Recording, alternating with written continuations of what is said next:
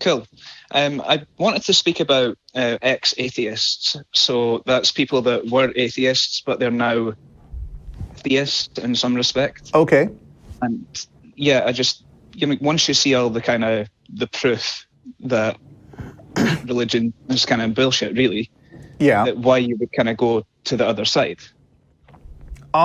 So I mean, well, I've never had that experience myself, but also I think, and actually this goes right along with what I was just saying about not feeling like the fate of everything rests on you winning every single argument. I think a lot of new atheists have this misconception that everybody, that becoming an atheist has suddenly made you a genius. or that you only become an atheist if you are brilliant enough to see through the bullshit of religion. And I think in reality, people become atheists for a lot of different reasons, and not every atheist is necessarily convinced by the arguments. Which is not to say that people who abandon atheism are necessarily dumb and don't understand what they're doing. I'm just saying that people convert to religion and from religion for a lot of very complex reasons. Like Ciera just told a story about how she became very religious because she had a really bad weekend and was feeling at a low point in her life, right? Yep. And that can still happen to you if you're a serious atheist. And so it shouldn't bother you necessarily that somebody converts back to religion, but you should talk to them and engage with them seriously and think about what their reasons were. And if they're not good reasons, then maybe have a discussion about that. Are you thinking of anyone in particular? Yeah, it was actually a Jehovah's Witness that came to my door. Okay. And he was an atheist right up into his 30s. He said he was. Well, okay, yeah. Yeah, sure. He said that he was. But I'm not going to pull that he wasn't a true atheist nonsense. Yeah.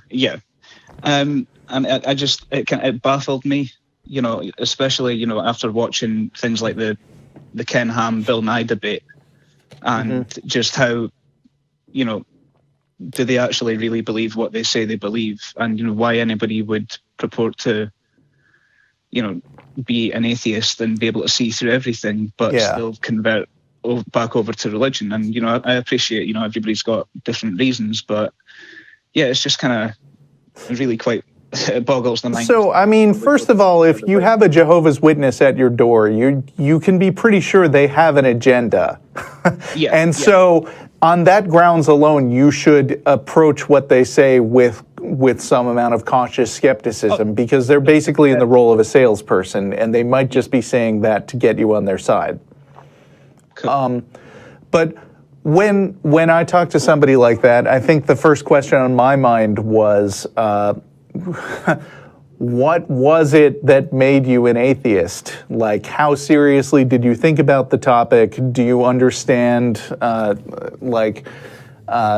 mean, what were your arguments for atheism? And then as a follow-up to that, what was it that convinced you to go from being an atheist to a Jehovah's Witness, to being a Jehovah's Witness? Because a lot of times, if you ask them what was your reason for conversion, you'll find that they say something really lame. I mean, Francis Collins is a smart guy, a scientist, and a serious Christian, but he has written in his book about what made him Christian, and it's the dumbest answer. It's just like, I saw a waterfall one time, and it was split into 3 parts, and that made me think of the Trinity. And that makes me want to ask Francis Collins, if you were still an atheist, would you find that a convincing reason? Like, do you think I find that a convincing reason? I heard this one atheist, or one ex-atheist say she converted to Catholicism. And I heard her say that she saw her son for the first time in, like, Okay. You know, wasn't sure exactly what to think about love and the concept of it. And then she says, and in that moment, I realized I was no longer an atheist. And it's like, wow, you didn't really think that one through. You just I agree. You just looked at your son and realized that you believed in God suddenly. Right. Yeah, I don't really think there's any kind of great reason to believe, and that's why nobody can ever answer, the great question, why do you believe what you believe? Right. So did the Jehovah's Witness tell you why he converted away from atheism? I know he did kind of brush past that, to be fair, but yeah. So that is a good sign that they're bullshitting. Yeah. And, in these conversations, it pays to, like I said, the other person has an agenda. It pays to have your own agenda. And if you want to have a question answered, it's a good idea to just latch on to that thing and just say, oh, okay, that's an interesting side topic you brought up, but I don't think you really answered my question. Yeah, thou shalt not bear false witness, guys. Come on. Right. Yeah. And while I'm not saying that guy wasn't a true atheist, there are situations for real where the playbook, where you're trying to win converts, has a bunch of stories that didn't even necessarily happen to you, like I used to be an atheist, or I looked at my child.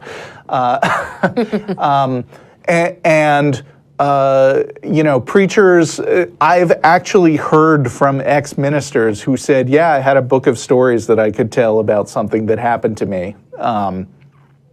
So, again, take these stories with a grain of salt. Don't assume that the other person is lying, but what? Oh, sorry. Don't assume that the other person is lying, but do dig into the details of their stories, because you often might find that there's not a lot there. Sure. Does that help? That's a great help. It's been an absolute pleasure talking to you. All right. Yeah, absolutely. I think that, everything you guys do is just amazing. So keep going. And just one more quick thing. Mm-hmm. Happy 20th birthday. Sorry, happy 20th birthday, guys. Thanks, Brian. Thank you. Take care now. Bye-bye. Bye. Bye. I like that he called me the Ciera. I thought that was pretty. Yeah. Well, your name has an unconventional spelling. It does. It does. And it's actually the Irish spelling for Ciera. So, okay. yeah. Well, see how he got he that was mixed up. Scottish, so yeah. Yeah.